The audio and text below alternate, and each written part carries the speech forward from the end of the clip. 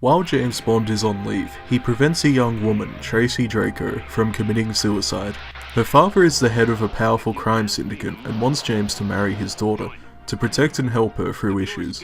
In exchange for this, he can offer information on the whereabouts of the infamous Blofeld, since his trail has gone cold. James agrees, but ends up legitimately falling in love with Tracy. As the plot grows, he learns of a new plan by Blofeld, and it is of course up to him to head to Switzerland and put a stop to it. In this installment, Sean Connery has left the role, with large shoes to fill. George Lazenby, a young Australian actor, attempts to fill the gap, but only lasted this one movie in the role, having enough of it already.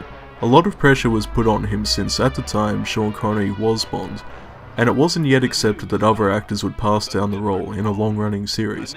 While he's no Connery, I always felt he did nicely, and if he lasted a few more films, he would have really grown into the role and made it his own.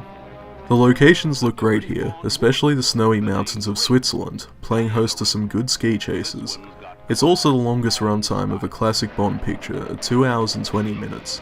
It's also nice to see a Bond girl who can handle herself when things get tough.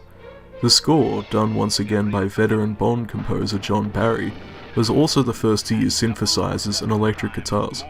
Quite a few film techniques in this series appear here for the first time actually.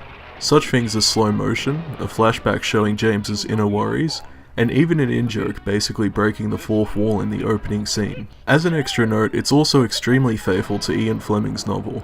At times this is actually bad, because it caused continuity problems with the series. Bond seems to meet Blofeld here for the first time, despite You Only Live Twice clearly being the previous movie when they met face to face. Maybe Blofeld just didn't recognise him since he'd changed actors. This is actually one of my definite favourites in the series. I feel it's just well executed and offers an engaging story. It's a fantastic movie that I always feel gets shoved aside, due to being the Lazenby one.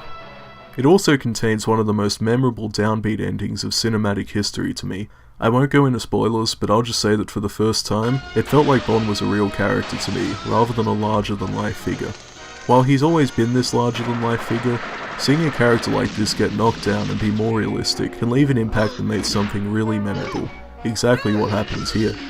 I love this film, and I highly recommend you check it out. I hope you can appreciate it the same way I do, and I hope there is one day another Bond installment closer to it. I will not go without! You'll have to!